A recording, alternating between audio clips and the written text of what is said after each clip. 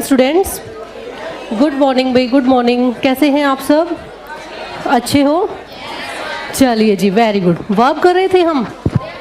Yes, verb में हमने सभी के सभी पार्ट्स कर लिए। हम नॉन फाइनाइट पे आए हुए हैं। किसी को प्रॉब्लम है नॉन फाइनाइट में? किसी को भी है भाई? सबको सारी चीज़ें समझ में आ रही हैं? चलिए, अच्छा मुझे बताइए, थोड़ा सा रिवाइज करते हैं फिर थोड़ा आगे बढ़ेंगे। हमने सबसे पहले वर्ब में देखा था, 2 पार्ट्स में डिवाइड किया था। कितने कितने में बताओ मुझे? पहला, दूसरा मेन वर्ब। तो हेल्पिंग वर्ब में हमारे पास 2 तरीके थे। एक तो प्राइमरी वर्ब थी और दूसरी मोडाल वर्ब थी। प्राइमरी वर्ब कौन सी थी? Be, have, do. और उसके बाद जो हमारी मोडाल वर्ब्स हैं वो कितनी थी? 13 थी। उसमें से जो मिसमैच कर रही थी या जो उसी ऑर्डर को फॉलो नहीं कर रही थी वो कितनी है? 3। बाकी सब कैसी हैं? बाकी सब कैसी हैं? Helping verb.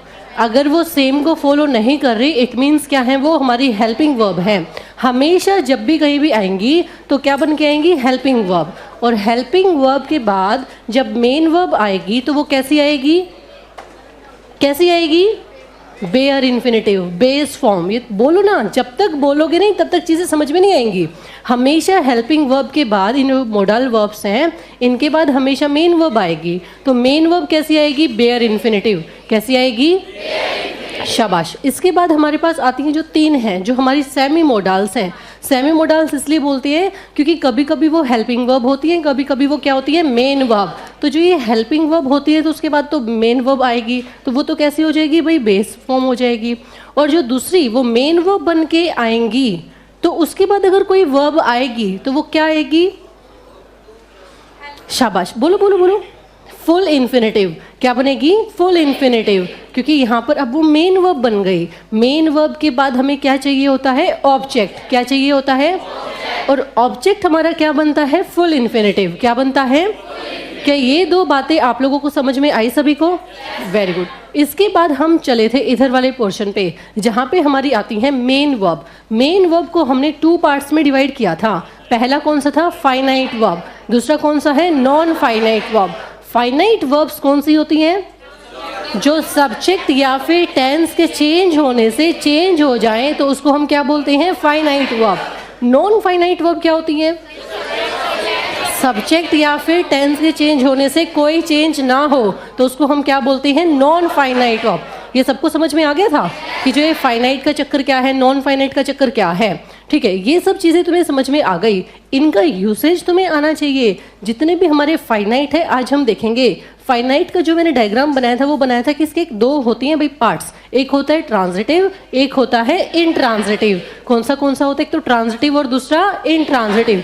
जो ट्रांजिटिव वर्ब है, ट्रांजिटिव और इनट्रांजिटिव, जो तुम सकर्मक और अकर्मक क्रियाएं बोलते हो ना, ये वही वाली है। सकर्मक जो तुम हिंदी में पढ़ते हो वही वाली। जो सकर्मक है मतलब स मतलब साथ में, कर्म मतलब जो हमारा ऑब्जेक्ट है। सकर्मक मीन्स अपने ऑब्जेक्ट के साथ जो वर्ब होगी उसको हम क्या बोलेंगे? सकर्मक। वही हमारी यहाँ पर बात है, जो भी वर्ब जिसको भी अपना ऑब्जेक्ट नीड होगा, बिना ऑब्जेक्ट के उसकी सेंस अधूरी रहेगी, उसको हम क्या बोलेंगे? Transitive verb. क्या बोलेंगे? ट्रांजिटिव। क्योंकि उसको अपने ऑब्जेक्ट की नीड है। जब तक उसमें ऑब्जेक्ट नहीं लगेगा हमें समझ में नहीं आएगा क्या वो बोलना चाह रहा है, कैसे वो हमें समझाएगा। तो हमें समझाने के लिए ऑब्जेक्ट का होना ज़रूरी है। ऐसी हमारी होती है इनट्रांजिटिव वर्ब। क्या होती है? इनट्रांजिटिव वर्ब मीन्स जिसमें ऑब्जेक्ट चाहे हो और चाहे ना हो, हमें पूरी बातें समझ में आती हैं। उनको हम क्या बोलेंगे? Intransitive verb. क्या बोलेंगे? Intransitive verb. चलिए एक आधा एग्जाम्पल से समझते हैं ताकि तुम्हें अच्छे से क्लियर हो जाए। अभी अभी हमने देखा फाइनाइट और नॉन फाइनाइट के हमने कितने सारे एग्जाम्पल कर लिए थे। उसमें तो टेंशन नहीं है ना किसी को भी? सबको चीज़ें आ गई समझ में वो? चलिए, जैसे अगर मैं लिखूं यहाँ पे I read, I fly, you dance, birds fly. और अगर मैं लिखती हूँ तुम्हारे सामने शी किल्ड। चलिए ये तुम्हें वर्ब पता चल गया कि सब्जेक्ट है और वर्ब है, सब्जेक्ट है और वर्ब है, सब्जेक्ट और वर्ब है, ये तो सभी को पता चल गया कि भाई ये टेंस तो है ना, कौन सा है, कैसी वर्ब है, ये सबको पता है। अभी देखना इन वर्ब्स को तुम कितने सारे नामों से जानोगे, ये सारी चीज़ें तुम्हें आती होंगी।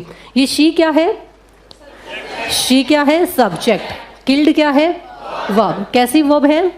Past tense. कैसी है? पास्ट में। भाई पास्ट की है, वर्ब में सेकंड फॉर्म है शी किल्ड। ठीक है, ये मुझे ये बताओ उन तीन में जो बिल्कुल बेसिक मैंने बताई थी, एक्शन वर्ब है, पॉजेसिव वर्ब है, या फिर भाई हमारे पास कोई भी हमारा स्टेट वर्ब है, क्या है ये? कैसी है ये? Action verb. पहली बात हमें पता चली कि कौन सी वर्ब है? Action verb. कैसी है ये? Action verb. ठीक है, अगर मैं अब तुम लोगों से पूछती हूँ ये हमारी फाइनाइट वर्ब है या नॉन फाइनाइट वर्ब है? कैसी है ये? कैसी है ये? फाइनाइट वर्ब है। दो बातें तुम्हें पता चल गई, दो बातें पता चल गई। हेल्पिंग वर्ब है या मेन वर्ब है? कैसी है ये?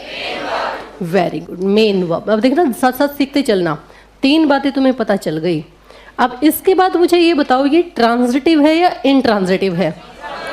ट्रांजिटिव है या इनट्रांजिटिव है?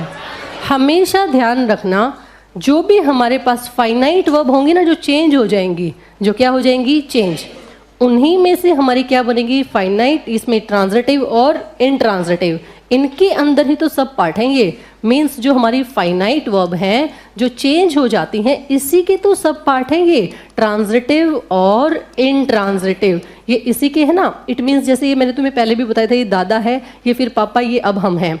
तो ये जो प्रॉपर्टी हमारे पास आई है वो इन्हीं फाइनाइट की तो आई हैं, कहीं ना कहीं से तो हमारी हेरिडिटरी प्रॉपर्टीज चलती है ना, आगे कैरी करती हैं, तो जनरेशन टू जनरेशन। तो यही तो है, जब ये दादा चेंज हो जाते थे फिर पापा ने भी यही इनहेरिट की, ये भी चेंज होंगे, फिर यहाँ से चीज़ें आई तो यहाँ पर भी, मीन्स प्रॉपर्टी इनकी सेम रहेगी। यहाँ पर ये बोल रहे हैं कि मैं चेंज हो जाता हूँ सब्जेक्ट और टेंस के चेंज होने से, तो सेम ट्रांजिटिव भी चेंज हो जाएंगे, इनट्रांजिटिव भी चेंज हो जाएंगे। क्यों? क्योंकि इनके अंदर ये प्रॉपर्टी कहाँ से आई है? इनके दादा ने दी है, और इनके दादा कौन है? Finite verbs. कौन है वो?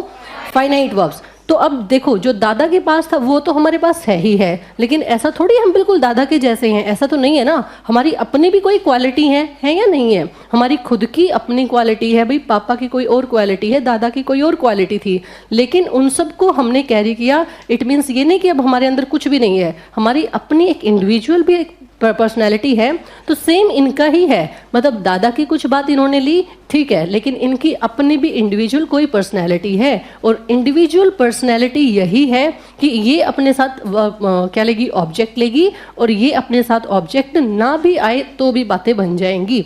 तो यहाँ पर देखो तुम्हें सारी चीज़ें समझ में आ रही हैं। शी किल्ड, शी किल्ड, उसने मारा। क्या? क्या? जब भी यहाँ से वट का आंसर ढूंढना हो ना, तुम्हें किसका आंसर ढूंढना हो? वट का। तुम्हें चीज़ें समझ में आएंगी नहीं आएंगी, कौन बताएगा? ये वट। वर्ब के लास्ट में एक बार वट लगा लेना। अगर वट का आंसर चाहिए है, अगर वट का आंसर, तो ये वर्ब कैसी है हमारी? Transitive verb. कैसी है ये? अगर वट का आंसर ना चाहते हुए भी बात पूरी है तो वो कैसी है? Intransitive verb. बात समझ में आई? वर्ब के लास्ट में क्या लगा के देखना है? वट या फिर हूँ, वट या फिर हूँ। अगर इनका आंसर ये वर्ब मांग रही है, मीन्स ऑब्जेक्ट मांग रही है ना, अगर इनका आंसर मांग रही है तो इट मीन्स ये ऑब्जेक्ट को मांग रही है, और ऑब्जेक्ट की डिमांड है तो ये क्या बनेगी? हमारी ट्रांजिटिव वर्ब। क्या बनेगी? कोई वर्ब अगर अपने बाद वट या होम का आंसर नहीं मांग रही, अपने आप में पूरी सेंस दे रही है, तो इट मीन्स वो कौन सी है? Intransitive verb. कैसी है वो? इनट्रांजिटिव। तो यहाँ पर शी किल्ड, वर्ब ने वट मांगा, भाई क्या मारा, किसको मारा, कुछ तो मांग रही है ना ये हमारे पास आंसर में। ये चीजें समझ में आ रही हैं? कंप्लीट सेंस है। शी किल्ड, उसने मारा। क्या मारा, किसको मारा, पूछ रही है ना वो, तो इट मीन्स ये वर्ब कैसी है? ट्रांजिटिव। कैसी है ये? अब भी समझ लेना इनको, वरना फिर बाद में गड़बड़ में रहोगे। अब ये ट्रांजिटिव है तो इट मीन्स इसको क्या चाहिए? अपना ऑब्जेक्ट। क्या चाहिए? अपना।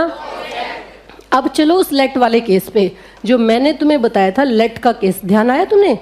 जब हमने प्रोनाउन में भी देखा था इसको कि लेट के बाद ऑब्जेक्टिव केस आता है। ऑब्जेक्टिव केस की स्टेटमेंट्स पढ़ रहे थे ना हम, सब्जेक्ट के अलग ऑब्जेक्ट के अलग।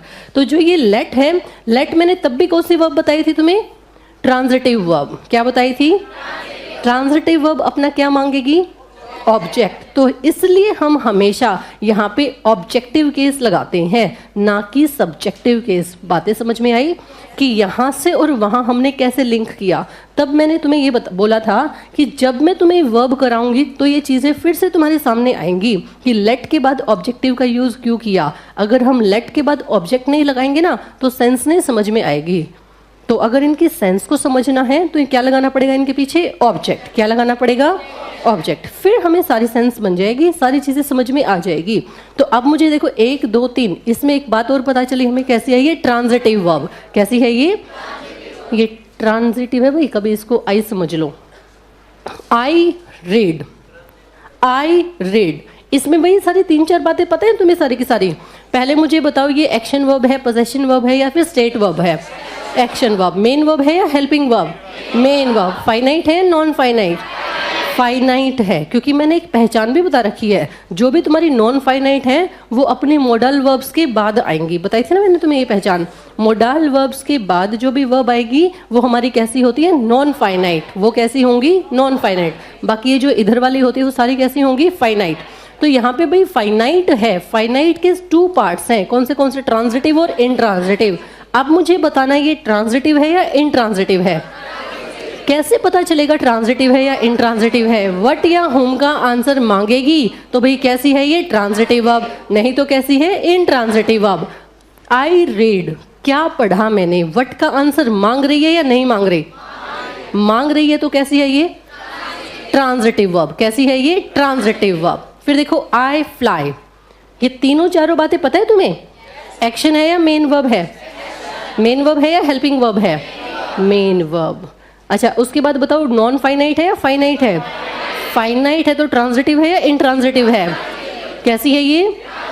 वट का आंसर मांग रही है, होम का आंसर मांग रही है। Very good. अगर ये आंसर मांग रही है तो इट मीन्स कैसी है ये? Transitive verb. कैसी है ये? Transitive verb. फिर यहाँ पर देखो बर्ड्स फ्लाई। क्या है ये? Birds fly. जो ये बर्ड्स है भाई, बहुत सारे बर्ड्स हैं एंड उसके साथ प्लूरल वर्ब लगा रखी है। कोई भी प्रॉब्लम नहीं है, बिल्कुल सही है। तो यहाँ पर जो ये फ्लाई है ये कैसी है भाई? एक्शन है या स्टेट वर्ब है? एक्शन है। फाइनाइट है या नॉन फाइनाइट है? फाइनाइट है। अब जो बच्चा साथ साथ नहीं बोल रहा ना, या साथ साथ जिसको समझ में नहीं आ रही, वो पीछे रह जाएंगे। तो ये फाइनाइट है या नॉन फाइनाइट? ये फाइनाइट वर्ब है। अगर ये फाइनाइट में है तो भाई ट्रांजिटिव है या इनट्रांजिटिव है? इसके पीछे क्या लगा के देखो? वट। अगर वट का आंसर मांग रही है, होम का आंसर मांग रही है तो कैसी है ये? ट्रांजिटिव। अगर नहीं जरूरत तो कैसी है ये? इनट्रांजिटिव। तो जल्दी मुझे बताओ यहाँ पर वट का आंसर चाहिए या नहीं चाहिए? बर्ड्स उड़ते हैं। क्या बुद्धू है क्या? है ना? बर्ड्स उड़ते हैं या उड़ाते हैं। क्या किसको ऐसे कुछ मांग रहे हैं? भाई बर्ड्स उड़ रहे हैं, शांति से उड़ रहे हैं, तुझे क्या प्रॉब्लम है? तो ये क्या है हमारी? ट्रांजिटिव या इनट्रांजिटिव? कैसी है ये? Intransitive verb. चीज़ें समझ में आ रही हैं? ऐसे यू डांस। यू डांस भाई तुमने डांस किया, तुम डांस करते हो। ये तुम्हारी जो चीज़ें हैं ये इस तरह की हैं। तो इसमें वट या होम का आंसर चाहिए या नहीं चाहिए? चाहिए। इसमें कंप्लीट सेंस है ना? क्या तुमने डांस किया? क्या तुमने डांस किया? किसको? ऐसा कोई आंसर चाहिए हमें? नहीं। तो ये कैसी है हमारी? Intransitive verb. ये ट्रांजिटिव इनट्रांजिटिव का फंडा समझ में आया? वर्ब में क्या लास्ट में क्या लगा के देखोगे? वट या होम। वट या होम। तो हमें समझ में आ जाएगा कि भाई वो ट्रांजिटिव है या इनट्रांजिटिव। थोड़ा सा इसके बारे में लिख लो अब आप, क्योंकि लिखा नहीं है ना अभी आप लोगों ने।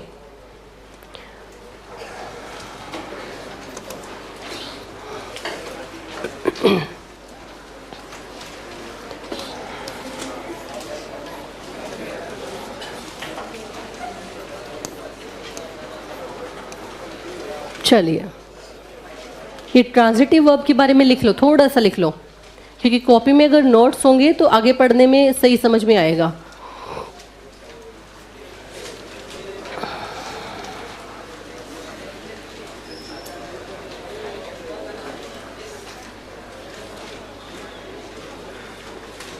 वेरी गुड भाई, बहुत बढ़िया, शाबाश हर्ष, बहुत अच्छा भाई। जिसने नहीं लिख रखा ना वो लिखो।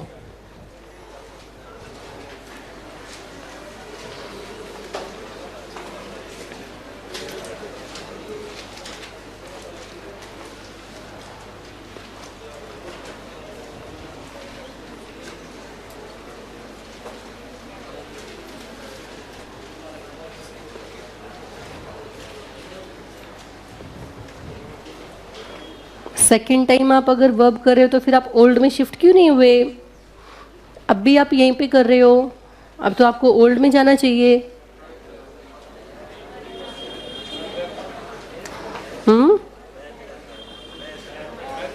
अच्छा, कोई बात नहीं, अच्छी बात है। फिर यहीं पे अपना पढ़ते रहो, दोबारा बेस स्ट्रॉन्ग करते रहो।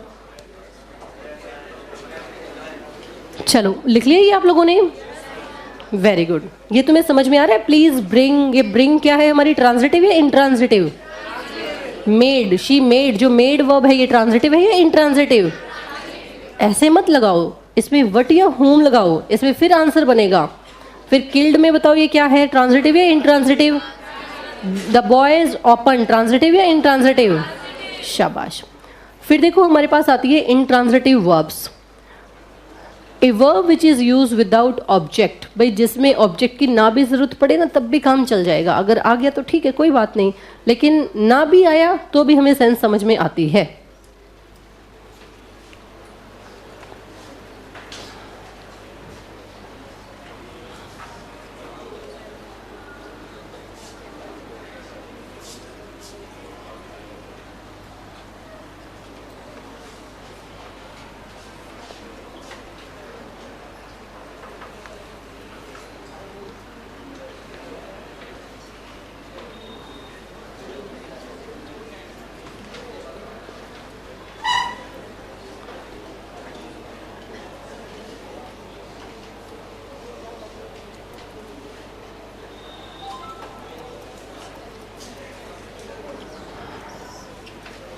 भाई आप लोगों को सुनने में उल्टा लगता है, क्योंकि हिंदी से पढ़ के जब हम इंग्लिश में करते हैं ना तो ये उल्टा ही लगता है, ये सबको ही उल्टा लगता है। इसमें तुम्हारी अकेले की फॉल्ट नहीं है। जो बच्चे थोड़ा सा ज़्यादा पढ़ लेते हैं ना उनको ये चीज़ों में थोड़ा सा गड़बड़ महसूस होती है, लेकिन इसका तरीका अपना इंग्लिश में ढूंढने का तरीका और हिंदी में ढूंढने का तरीका अलग है। नोट डाउन किया ही आप लोगों ने?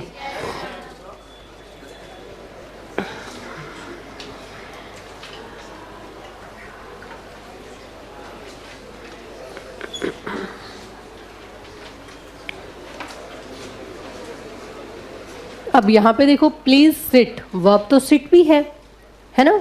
और यहाँ पर जो ये सिट है अपने आप में पूरी सेंस दे रही है या नहीं दे रही?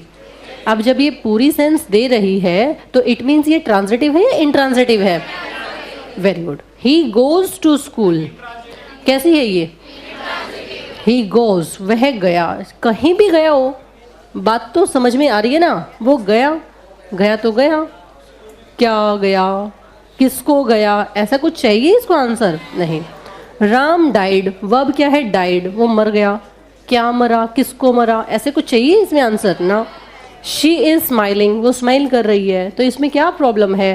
क्या कर रही है, ऐसा कोई, किसको कर रही है, मतलब इतनी सारी बातें पूछोगे हैं? स्माइल भी बता जल्दी से किसको कर रही है।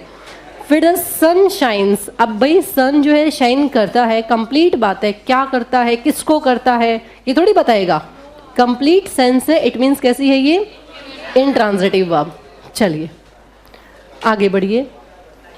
अब जो इसमें इंपॉर्टेंट है वो देखो, some verbs behaves like both transitive as well as intransitive verb. कुछ जो वर्ब होती है ना वो हमारी भाई दोनों की तरह एक्ट करती हैं, ट्रांजिटिव और इंट्रांजिटिव। मीन्स वहाँ पर हमें चाहिए भी होता है और ना भी चाहिए, वो म्यूचुअल होती हैं। जैसे अभी हमने मॉडल्स देखे थे ना, कभी कभी हेल्पिंग वर्ब, कभी कभी मेन वर्ब। तो सबसे इजी फंडा ये है कि उनको एक बारी पढ़ के देख लो, अगर ऑब्जेक्ट की नीड है तो भी ठीक है, अगर नहीं है तो हमें कैसे सोल्व करना है।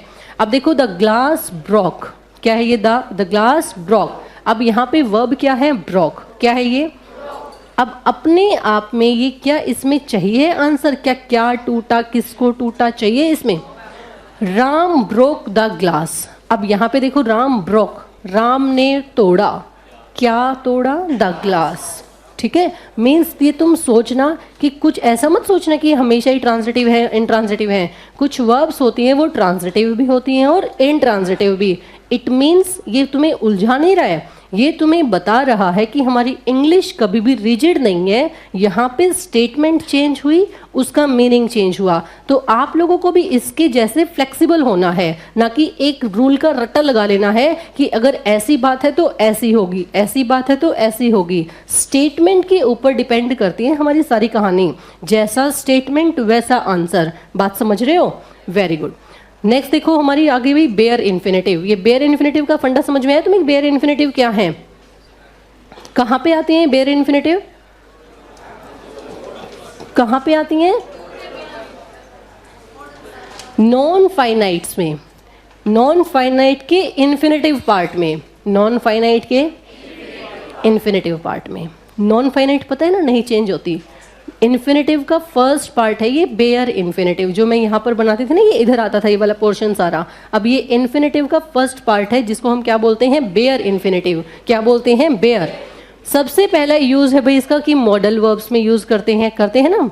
मॉडल वर्ब्स में मॉडल वर्ब हेल्पिंग वर्ब बनेगी, तो उसके बाद हम क्या यूज करते हैं? हमेशा और हमेशा बेयर इन्फिनेटिव। इसका है फर्स्ट यूज। कैसा है ये इसका? First use. तो जल्दी से इसे लिख लो पहले एक बारी। ये मॉडल वर्ब्स लिख रखी है मैंने, shall, will, can, could, may, might, should, would, must. इन सब के बाद हमेशा किसका यूज होगा? बेयर इन्फिनेटिव का। किसका यूज होगा? बेयर इन्फिनेटिव का। ये एग्जाम्पल हम कर चुके हैं ना कितने सारे, मॉडल्स में मैंने आप लोगों को बताए थे। बेयर इन्फिनेटिव जब लिखो ना, इसके सामने कुछ इस तरीके की बातें लिख लिया करो। वर्ब में बेस फॉर्म। क्या लिखोगे? वर्ब में, वर्ब में बेस फॉर्म। ये होता है बेयर इन्फिनेटिव। ताकि जब भी तुम्हें कहीं पे भी नजर जाएगी ना, तो तुम्हें ये चीजें अलग से दिखेंगी कि ये बेयर इन्फिनेटिव है। क्या ये सब्जेक्ट या फिर ऑब्जेक्ट के चेंज होने से चेंज हो जाएंगी?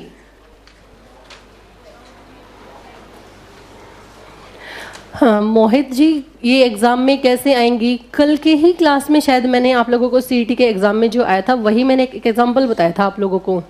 सामने था ना एग्जाम्पल। ये तुम्हारे फिलअप में आ सकती हैं, ये तुम्हारे ऑप्शन जैसे ए बी सी में होता है ना, ए बी सी में आ सकता है ये ऐसे ऑप्शन वाले एरर बना के। ए पार्ट में एरर है, बी पार्ट में एरर है। तो आप लोगों को इतना ढूंढना है कि अगर तुम्हें मेन वर्ब दिख रही है तो उसके बाद हमेशा ऑब्जेक्ट आएगा, और ऑब्जेक्ट की जगह कहाँ होती है भाई? हमारी फुल इन्फिनेटिव की। तो ये चीज़ें एक बारी कर लो, फिर एक आइडिया हो जाएगा।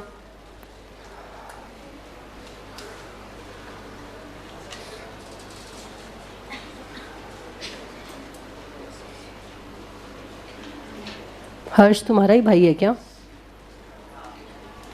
कौन सा है हर्ष? सब हर्ष हैं।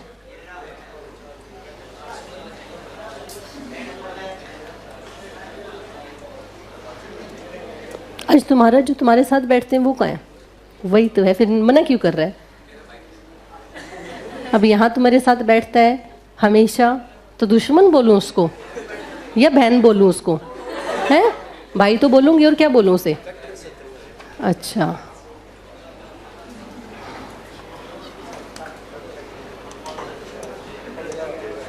चले कुछ एग्जाम्पल है। एग्जाम्पल देखो, they could help me. Could क्या है? Modal verb. क्या है ये? मोडाल वर्ब के बाद हमेशा और हमेशा क्या आएगी भाई? वर्ब में बेस फॉर्म।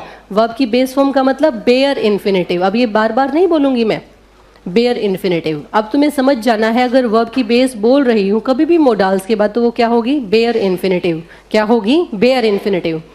अब चाहे यहाँ पे सब्जेक्ट चेंज हो जाए चाहे ना हो, यहाँ पे कभी भी ये चीज़ चेंज नहीं होगी, बिल्कुल चेंज नहीं होगी, क्योंकि ये किसके पार्ट है? नॉन फाइनाइट के। किसके हैं ये? नॉन फाइनाइट देखी थी ना हमने। चाहे सब्जेक्ट चेंज हो, चाहे टेंस चेंज हो, इन वर्ब्स पे कोई इफेक्ट नहीं पड़ेगा। इट मीन्स जैसे वो फाइनाइट वाले थे ना, ट्रांजिटिव और इनट्रांजिटिव, अपने दादा की प्रॉपर्टी को साथ लेके चल रहे थे, ऐसे ये नॉन फाइनाइट वाले हैं। जितने भी इसमें पार्ट है ना, इन्फिनेटिव है, जेरेंड है, या फिर पार्टिसिपल है।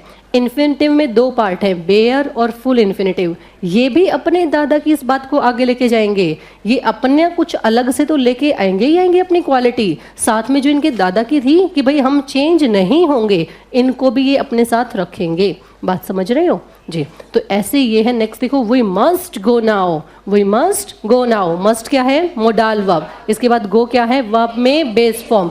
आई शैल प्ले, शैल क्या है? Modal verb. प्ले क्या है? Base form. We will go to home, will क्या है? गो क्या है? शाबाश, जल्दी से लिख डालो।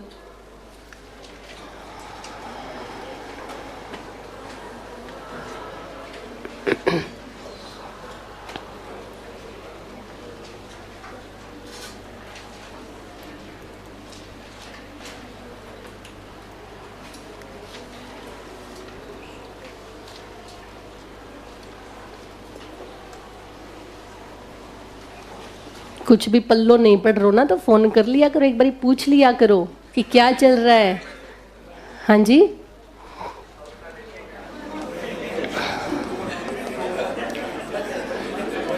ऐसे ही इतना आसानी से पल्लो पड़ जाए ये है तो गवर्नमेंट जॉब सबके हाथ में ना होगी। इसको तो अपने आप से जाके पल्ले पे बांधनी पड़ती हैं ये चीजें, ये नहीं आएंगी आपके पास, आपको चल के आना है इनके पास।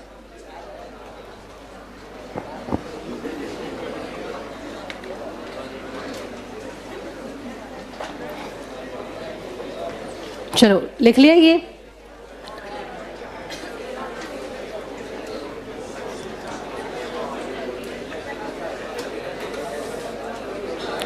चलो अब नेक्स्ट देखो, इसमें जो चीजें हैं यूज टू और ओट, यूज्ड और ओट। अब मुझे ये बताओ, इनके साथ जो टू है वो क्या फुल इन्फिनेटिव वाला होगा या इनके साथ जो अपने के चिपका के रखते हैं वो इनका भाई है? जैसे एग्जाम्पल लिख देती हूँ, एग्जाम्पल लिख देती हूँ।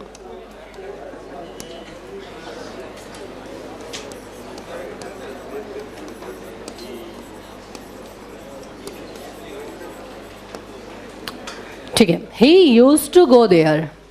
अब ये ना जो ये बात लिखी हुई है ये यही समझाना चाहती है आपको कि बच्चा भी देखेगा कि भाई यहाँ पर ही सब्जेक्ट है यूज टू गो देयर। अब ये बात बच्चे उलझ ना जाए, यहाँ पे ये यूज्ड टू साथ में है ना कि टू गो। यहाँ पे जो पेयर बन रहा है वो किसका बन रहा है? यूज्ड और टू का, ना कि टू और गो का। टू अगर गो का बन गया तो इट मीन्स ये क्या बन जाएगी तुम्हारी? Full infinitive. क्या बन जाएगी? फुल। तो ये वो समझाना चाह रहा है कि जो ये टू है ना, इसको कभी ये मत कंफ्यूज होना कि भाई ये इधर आया है, ये इसके साथ आया है। ये टू गो चाहे ओट लगा हो चाहे यूज्ड लगा हो, तो जो टू भाई इनका पेयर है ये यूज टू और ओट टू। अब इनके बाद ये है हमारी बेस फॉर्म। सबको समझ में आ रही है कि इस टू को ये मत समझ लेना कि हमारी फुल इन्फिनेटिव बन गई। ठीक है जी, पेपर में जब आएगा ना तो इसमें कंफ्यूज मत होना, बस यही बात लिखी हुई है। एग्जाम्पल देख लो तुम, इतने तो तुम समझदार हो ही, है ना? क्या मैडम ने भी बिल्कुल ही कचरा ही कर दिया। He use to smoke, he use to smoke. अब ये टू स्मोक है या यूज टू है? क्या है ये? टू स्मोक तो किसी को नहीं नजर आ रहा। We ought to respect our parents, ये ought टू नजर आ रहा है या टू रिस्पेक्ट नजर आ रहा है? ought to. सबको ought टू नजर आ रहा है ना? सारी चीजें क्लियर चल रही है या नहीं चल रही? ये चीजें अपने आप से आगे आगे तुम्हें दिख रही है या नहीं दिख रही कि भाई मैं देखो बेस फॉर्म हूं ना कि फुल इन्फिनेटिव? सबको आ रही है चीजें समझ में? वेरी गुड, इसमें कंफ्यूज नहीं होना। वेरी गुड, बहुत बढ़िया। अब ऐसे देखो जो सेंटेंस तुम्हें कभी नहीं समझ में आते थे या जिनकी सिर्फ हिंदी वैसे ही समझ में आती थी, जिसमें यही नहीं समझ में आता था सिवाय सब्जेक्ट के, कई बार तो सब्जेक्ट भी समझ नहीं आता था, वर्ब के, ऑब्जेक्ट के, लेकिन सेंस से समझ लेते थे। कुछ सेंटेंस में कुछ समझ नहीं आता लेकिन सेंस समझ जाते थे। अब ये कुछ कुछ वर्ड्स तुम्हें समझ में आने लग गए हैं कि नाउन इसमें से कौन सा होगा, या तो सब्जेक्ट होगा या ऑब्जेक्ट होगा, प्रोनाउन कौन सा होगा उसमें, या फिर भाई एडजेक्टिव कौन सा है, एडवर्ब कौन सा है। ये चीज़ें अब नज़र आती हैं तुम्हें सेंटेंस में। कभी इतनी कोशिश करते हो कि कोई बुक तुम पढ़ो, कोई पैसेज तुम पढ़ो, उसमें ढूंढने की कोशिश करो कि भाई इसमें सब्जेक्ट कौन सा है, नाउन कौन सा है, इसमें फिर हमारा भाई एडवर्ब कौन सा है, एडजेक्टिव कौन सा है। ऐसे काम कर लिया करो। और अब तो तुम्हारे पास वर्ब भी आ गई। अच्छों को वर्ब का अब भी नहीं पता और तुम्हें अभी पता चल गया, तो ये तुम्हारे लिए अच्छी बात है या बुरी बात है? बुरी बात है। सारी बातें मैडम ने तो यहीं पे बता दी, ओल्ड में क्या करेंगे, है ना? चलिए आगे बढ़िए। अब जो ये डेयर और नीड वाला, जिसमें बच्चे कंफ्यूज होते हैं, अब तुम्हें वो बातें आती हैं समझ में। डेयर और जो नीड है भाई, ये हमारे, ये बताओ सेमी मोडल हैं या प्योर मोडल्स हैं? ये हमारे सेमी मोडल्स हैं। सेमी मोडल्स का मतलब ये हेल्पिंग वर्ब भी है और मेन वर्ब भी है। If sentence is in negative और इंटेरोगेटिव, अगर सेंटेंस नेगेटिव में है या फिर इंटेरोगेटिव में है तो मुझे बताना है किसके जैसे एक्ट करेंगे, हेल्पिंग वर्ब के जैसे या मेन वर्ब के जैसे? अगर ये सेंटेंस में आते हैं और सेंटेंस नेगेटिव है या फिर इंटेरोगेटिव है तो ये किसके जैसे आएंगे, हेल्पिंग वर्ब के जैसे। बताया था ना मैंने तुम्हें डज वाला और नीड नॉट वाला, तो ये वही बता रहा है। तो वहां पर डू नॉट यूज टू, तो वहां पर टू का यूज नहीं करना, सिंपल सी बात बता रहा है। ये जब हेल्पिंग वर्ब बोलेगा, जब ये हेल्पिंग वर्ब के जैसे आएंगे तो उसके बाद क्या आएगा, मेन वर्ब। और मेन वर्ब कैसा होगा भाई जल्दी बताना मुझे, वर्ब में बेस फॉर्म। कैसा होगा, वर्ब में बेस फॉर्म। ये लिखी हुई बातों पे न जाना, जो हमने सीखा है ना, जो हमने सुना है उस पे जाना। अगर ये मेन वर्ब के जैसे आएंगे ये दोनों के दोनों, अब मेन वर्ब तो ये हो गई, सब्जेक्ट है, मेन वर्ब है, उसके बाद क्या आता है, ऑब्जेक्ट। और ऑब्जेक्ट क्या बनता है, टू प्लस वर्ब में। यही बात ये समझा रहा है, अगर हेल्पिंग वर्ब है तो बेस फॉर्म आएगी, अगर मेन वर्ब है तो टू प्लस वर्ब में बेस फॉर्म, मतलब फुल इन्फिनेटिव आएगा। एग्जाम्पल देखो, he need not come here. Need अब यहाँ पर क्या है, किसने बताया, नॉट ने। किसने बताया, ये हेल्पिंग वर्ब है, इसके साथ क्या आएगी, मेन वर्ब या ऑब्जेक्ट। जब मेन वर्ब आती है किसी भी मोडाल के बाद वो कैसी आएगी, वर्ब में बेस फॉर्म। तो यहाँ पर क्या लिखा हुआ है, कम। क्या लिखा हुआ है, come. He dare not come here. He dare, dare हमारे पास क्या है भाई, हेल्पिंग वर्ब। किसने बताया, नॉट ने। और नॉट के बाद हमेशा भाई हेल्पिंग वर्ब ये है, इसके बाद आएगी मेन वर्ब, और मेन वर्ब है तो वर्ब में बेस फॉर्म। दोनों बातें समझ में आई, वेरी गुड। अब तीसरा एग्जाम्पल मैं लिखती हूँ, he needs to go there. He needs to go there. अब ये जो ये नीड्स है ये क्या है, क्या है, ये मेन वर्ब। अब इसके बाद क्या चाहिए, ऑब्जेक्ट। तो ऑब्जेक्ट में टू गो आ सकता है, क्यों आ सकता है, क्योंकि टू गो क्या है, फुल इन्फिनेटिव। किसके जैसे बिहेव करता है, नाउन के जैसे। नाउन के जैसे है तो हेल्पिंग वर्ब ऑब्जेक्ट भी हो सकता है और सब्जेक्ट भी हो सकता है। ठीक है, बस यही बातें थी जो मैंने तुम्हें पहले ही बता दी थी। यहीं पे तो कंफ्यूज होते हैं बच्चे।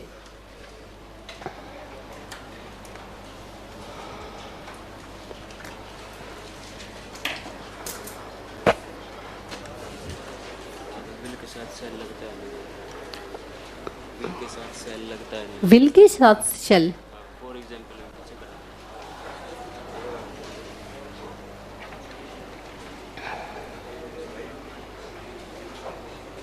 विल के साथ शेल कहाँ लग गया इसमें,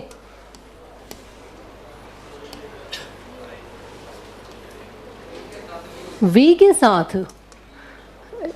ये जो बच्चे ऐसी बातें पूछते हैं ना, ये रहे। आप लोगों को जब मैंने मॉडल्स कराए थे आपने वो क्लास नहीं ली थी क्या, ये विल, ये शेल, क्या मैंने तुम्हें बताई नहीं ये बातें? ऐसे अगर सिली मिस्टेक करोगे ना, ये जानबूझ के जो ऐसी बातें होती हैं उसमें तो फिर चाटा खाने के काम करते हो आप लोग। विल शेल अगर हमारा कैसा है भाई, फ्यूचर टेंस को बता रहा है। क्या बता रहा है, फ्यूचर टेंस को। भाई फ्यूचर टेंस का मतलब क्या है, कोई हमारी टाइम लाइन है, एक ये हमारे टाइम लाइन में प्रेजेंट टेंस होता है। क्या है ये, प्रेजेंट, अभी जो अब हम हैं। ठीक है, अभी कौन है, अभी हम हैं। ठीक है, एक पास्ट जो हम अपने घर पे छोड़ आए, एक फ्यूचर जो हमारी अगली क्लासेस होंगी वो हमारा फ्यूचर है, ऐसा ही है ना। अब जो मैं बोल रही हूँ जो फ्यूचर वाली बात है, इसको समझना। मेरी ओल्ड जनरल में 12 बजे क्लास है, तो वो मैं अपनी क्लास फ्यूचर में लूँगी। तो मैं जब फ्यूचर में लूँगी तो ये फ्यूचर बोलता है भाई साहब कि आई और वे के साथ क्या यूज़ करें, शेल। क्या यूज़ करें, शेल। तो मेरी फ्यूचर में जो क्लास है तो आई शेल टेक क्लास होगा ना भाई, मैं अपनी क्लासेस लूँगी, शेल।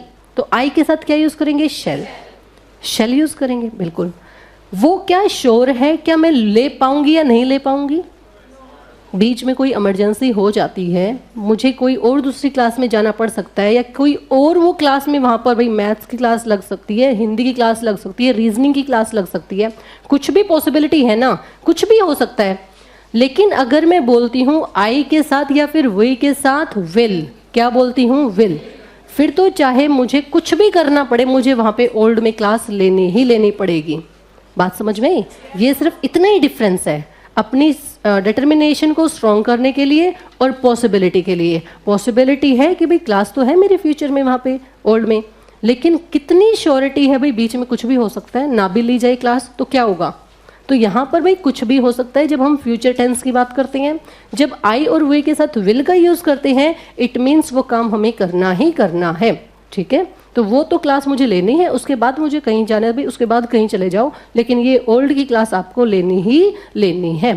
ठीक है, चलिए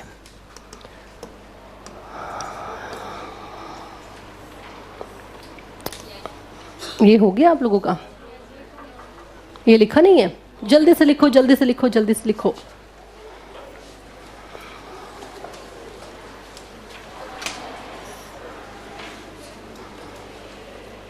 very good, I will try my best.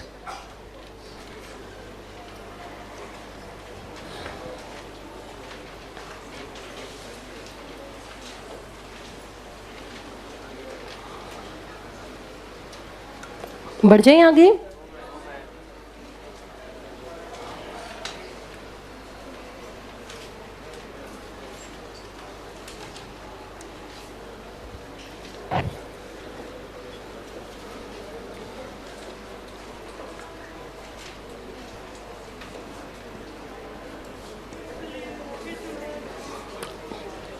चलो भाई, चले आगे बढ़े। वेरी गुड, शाबाश।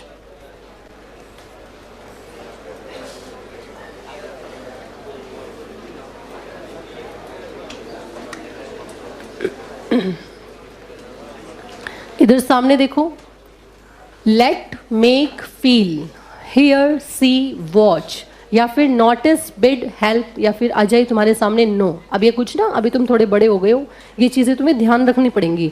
अब तुमसे ये नहीं पूछेगा बताओ इसमें से ट्रांजिटिव कौन सी है, इंट्रांजिटिव कौन सी है। अब तुम्हें ये वर्ब्स ध्यान रखनी है कि इनके बाद क्या यूज़ होगा, ट्रांजिटिव वर्ब हैं ये, इंट्रांजिटिव हैं, उन वर्ब्स को पहचानो। ऐसे तो बहुत सारी वर्ब है हमारी ट्रांजिटिव और इंट्रांजिटिव, लेकिन जो अपने काम की है ना वो तुम्हारे सामने लिखी हुई हैं, इनको ध्यान रखना तुम। अगर ये सारे के सारे किस में भाई, एक्टिव वॉइस में। एक्टिव वॉइस का मतलब कैसा है, सब्जेक्ट अगर डूअर है, क्या है, अगर सब्जेक्ट डूअर है तो इसमें भाई यूज हो, मतलब किस में, एक्टिव वॉइस में ये सारी की सारी यूज हो, और उसके बाद क्या लिखा हुआ हो भाई, ऑब्जेक्ट हो, तो टू का यूज नहीं करते, टू का यूज नहीं करते। इसने क्या बोला, सिंपल सी बात है, ये सारी की सारी वर्ब कैसी हैं, ये सारी की सारी कैसी हैं, ट्रांजिटिव वर्ब। कैसी हैं ये? इसके बाद क्या आएगा, ऑब्जेक्ट। क्या आएगा, ऑब्जेक्ट। तो ये यही तो बोल रहा है कि अगर ट्रांजिटिव के बाद ऑब्जेक्ट आ गया तो हम टू का यूज़ नहीं करेंगे, क्योंकि टू का यूज़ तो हम वर्ब में कब करते हैं, जब हमें किसकी ज़रूरत हो, ऑब्जेक्ट की। किसकी ज़रूरत हो, ऑलरेडी ऑब्जेक्ट है तो फिर और ऑब्जेक्ट लगाने की ज़रूरत क्या है। यहाँ पर ऑब्जेक्ट होगा एक्टिव वॉइस में, तो हमें टू लगाने की नीड नहीं है। Let us Singh a song, अब यहाँ पे आया let us Singh a song. अब यहाँ पर let us to sing a song करें क्या? हाँ, यहाँ पे अब देखो लेट अस, ये ऑब्जेक्ट ही तो है, अब उसके बाद हमें वर्ब की तो जरूरत पड़ेगी, तो sing a song. I made him understand, I made him, object आ गया ना इनके बाद। अगर ऑब्जेक्ट है तो अभी हमें टू की जरूरत नहीं है। I made him to understand नहीं, आई मेड हिम अंडरस्टैंड। अगर पैसिव वॉइस में हो, अगर ये पैसिव वॉइस का मतलब तुम्हें पता है ना, पैसिव वॉइस का मतलब सब्जेक्ट डूअर नहीं है, तो भाई टू आएगा, सिवाय किसको छोड़ के, लेट को छोड़ के। लेट को छोड़ के बाकी सबके साथ टू आएगा। जैसे आई मेड, मैंने उसे बनाया, अंडरस्टैंड, ये कैसा है, active voice. He was made, अब देखो उसको बनाया गया है, वो खुद नहीं बनाया, ये पैसिव वॉइस है। क्या है ये, पैसिव वॉइस। कैसे बताइए, मेड वर्ब में थर्ड फॉर्म, ये वॉज। ये जो अजीब सा एक कनेक्शन होता है ना, वो हमारा बनता है पैसिव वॉइस में। किस में बनता है? अब वॉज के बाद वर्ब में थर्ड फॉर्म, बताओ मुझे टेंस में तुमने कहाँ पढ़ा, कहीं था ऐसा स्ट्रक्चर? कहीं भी नहीं था। तो ये कैसा है भाई, पैसिव वॉइस में। और पैसिव वॉइस के बाद तो हम किसका यूज कर देंगे, टू का। ठीक है, टू का यूज क्यों करते हैं, क्योंकि वहां पर किसकी जरूरत है, प्रेपोजिशन की। किसकी जरूरत है, प्रेपोजिशन की। आई सॉ हिम कम इन, मैंने उसे देखा आते हुए, एंटर करते हुए। मैंने उसे देखा भाई कैसे, एंटर करते हुए। तो ये एक्टिव में है या पैसिव में है? कैसा है ये, एक्टिव में। अब इसको देखना, पैसिव बनाते हैं। ही वॉज सीन, उसे देखा गया, उसने खुद नहीं देखा, किसी और ने उसको देखा, क्या करते हुए? टू कम इन, अंदर आते हुए। तो भाई सिर्फ लेट को छोड़कर अगर एक्टिव में है ये सारी की सारी ये वर्ब्स ध्यान रखना, अगर ये एक्टिव में है तो टू नहीं होगा, अगर पैसिव में है तो टू का यूज हम करेंगे। क्यों करेंगे? प्रेपोजिशन की नीड है इसलिए।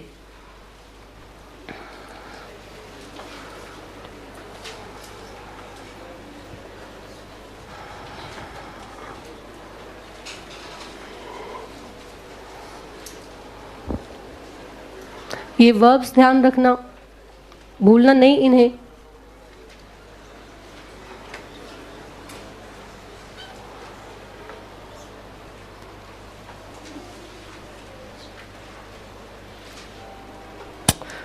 ये जो बच्चे बोल रहे बीइंग क्यों नहीं आया, पैसिव है तो हर जगह बीइंग आएगा, उसकी अपनी कोई प्रॉपर्टी है या नहीं है? कॉन्टिन्यूअस वाले में बीइंग आएगा या हर जगह बीइंग आएगा?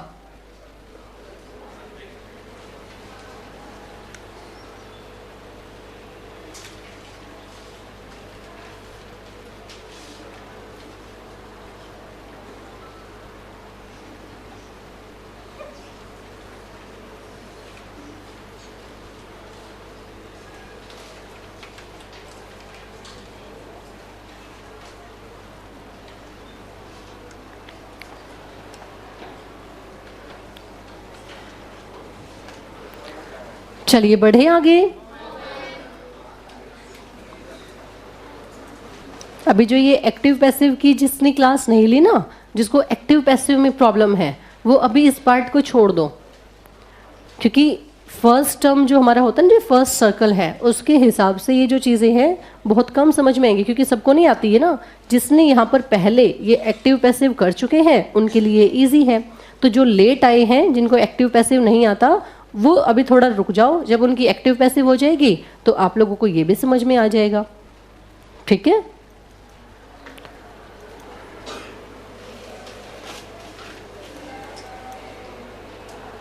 अब भाई कई सारी वर्ब हैं जो अपनी फिक्स्ड प्रेपोजिशन लेती हैं। ठीक है? जो ये फिक्स्ड हैं उनके लिए मैंने तुम्हें बता दिया। और भी जो पैसिव में हो हमारी चेंज होती है ना प्रेपोजिशंस, जो अपनी फिक्स लेके चलती हैं वो फिक्स लेंगे। तो फिक्स के लिए वो चीज़ मैंने आप लोगों को बता दी है, आगे जब पैसिव में होंगे तब भी बता दूंगी। हर किसी के लिए हम प्रेपोजिशन बाय का यूज़ नहीं करते, ये बिल्कुल भूल जाओ।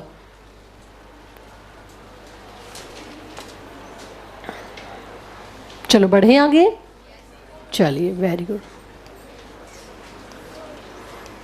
चलिए फिर हमारे सामने फुल इन्फिनेटिव। फुल इन्फिनेटिव मैंने क्या बताया है भाई, किसके जैसे यूज होता है? नाउन के जैसे। किसके जैसे यूज होगा?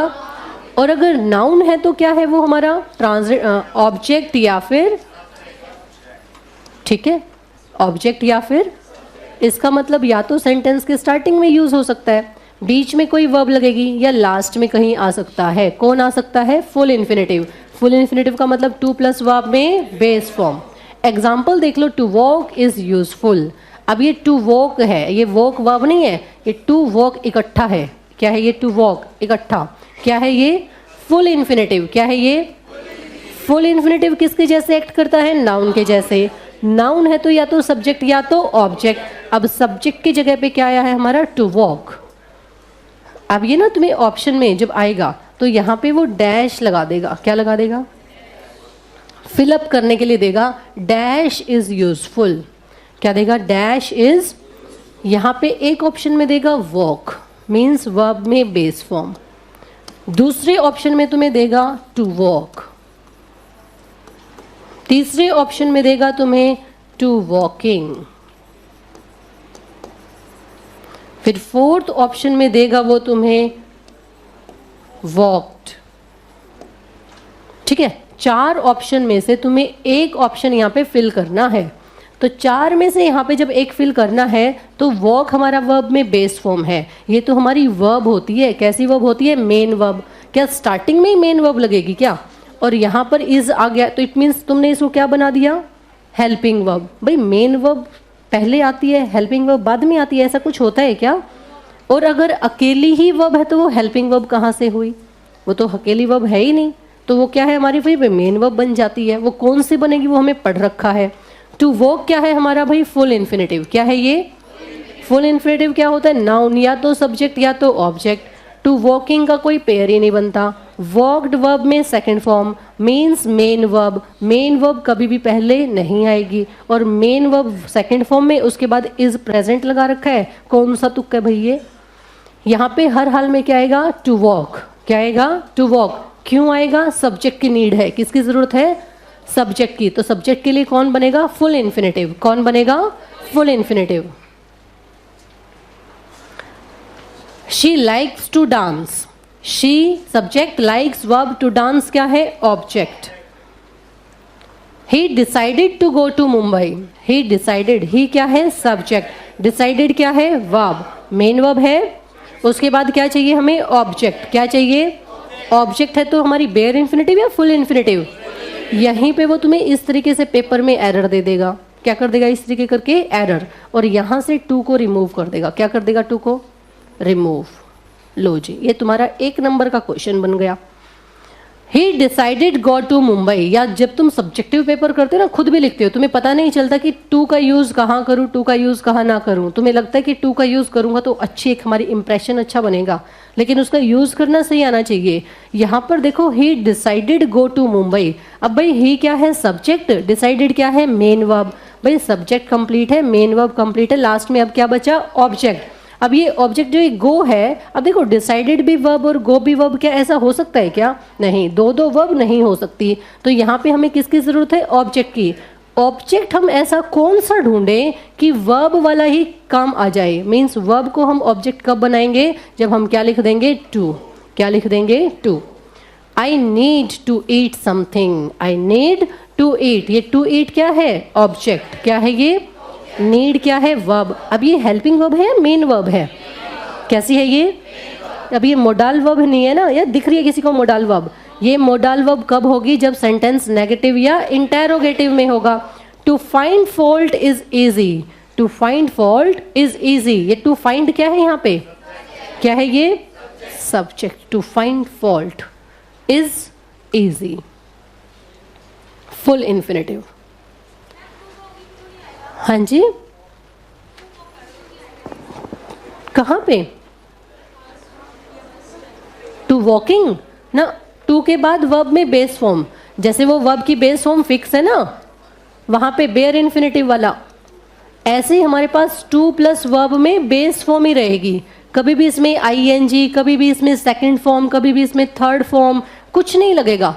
कभी भी इसमें एस नहीं लगेगा। टू वॉक्स नहीं होगा, टू वॉक रहेगा। टू टॉक्स नहीं होगा, टू टॉक रहेगा। ठीक है, हमेशा वर्ब में बेस फॉर्म। चलिए भाई, नोट डाउन करो जल्दी से। हाँ जी, कहाँ पे किसको प्रॉब्लम है?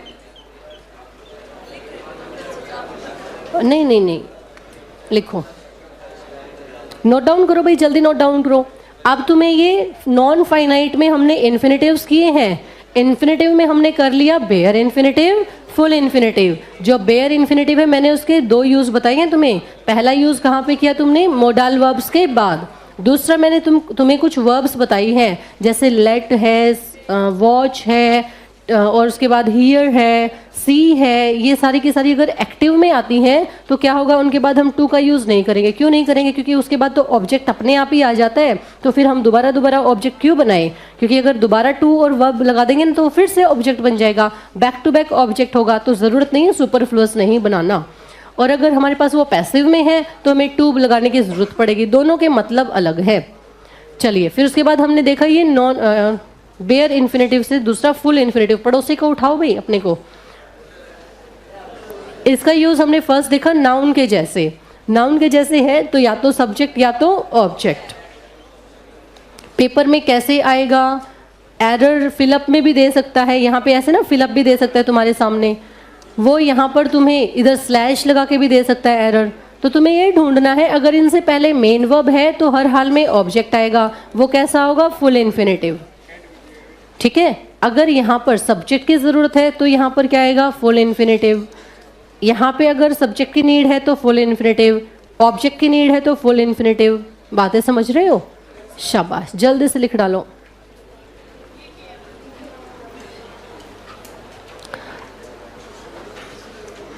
नेक्स्ट हम प्रपोजिशन करेंगे।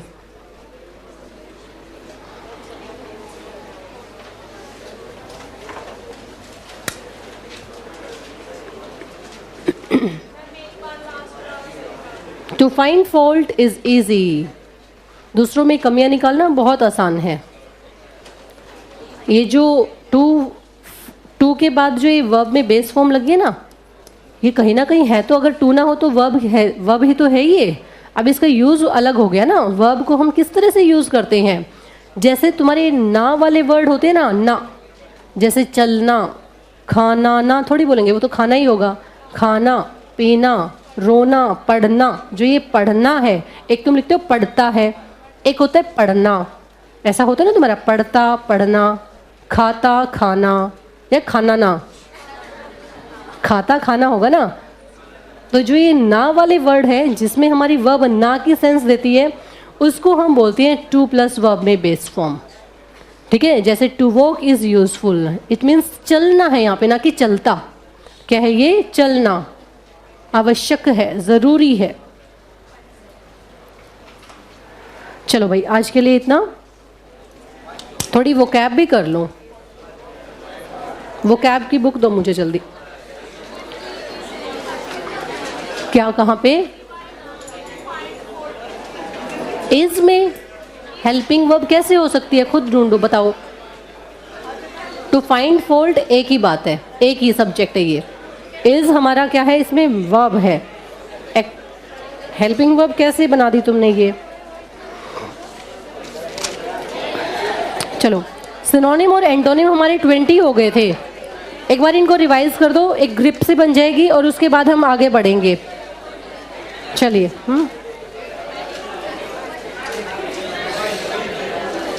चलो थोड़ा सा रिवाइज करो। ऑकवर्ड क्या होता है?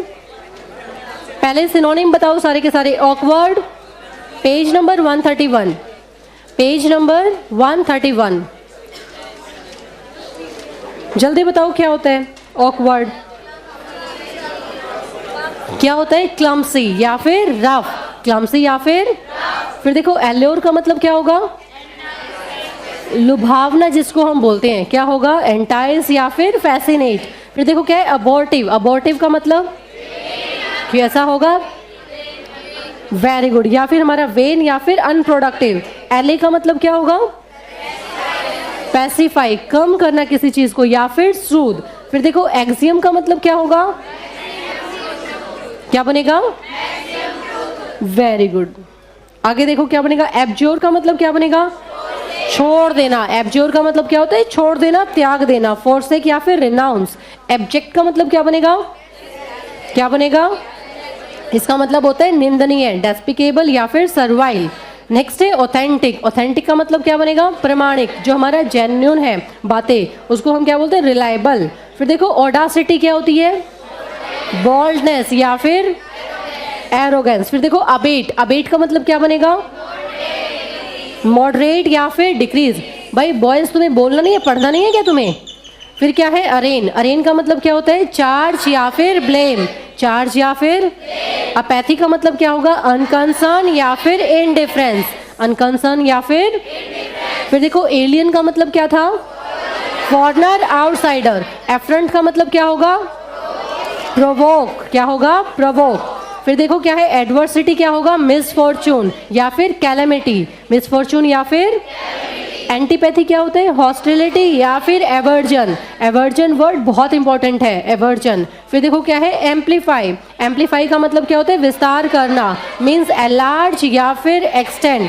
फिर देखो क्या है? एलिविएट। एलिविएट का मतलब क्या होता है? पीड़ा कम करना, दुख दर्द कम करना। अबेट या फिर देखो क्या है? एडमोनिश का मतलब क्या होता है? डांटना, डबटना, किसी को बहुत डांटना। तो क्या बनेगा इसमें? या फिर रिप्रूव। जो रिप्रूव वर्ड है वो बहुत इंपॉर्टेंट है। फिर देखो क्या है? एडहेरेंट। एडहेरेंट क्या होते हैं? समर्थक या अनुयायी, मीन्स फॉलोवर। जो किसी को फॉलो करते हैं उनको हम क्या बोलते हैं? एडहेरेंट। एडहेरेंट वर्ड खुद में ही इंपॉर्टेंट है, ध्यान रखना, क्योंकि इनका हम लिंक नहीं कर सकते। इनको जैसे जैसे हम जितना सुनते हैं, जितनी बार देखते हैं, तभी ये हमारे फ्रेंड बनते हैं। तो इनको ध्यान रखना कैसे हमें करना है। कल हम 21 से लेकर 30 तक करेंगे, ठीक है? चलो भाई।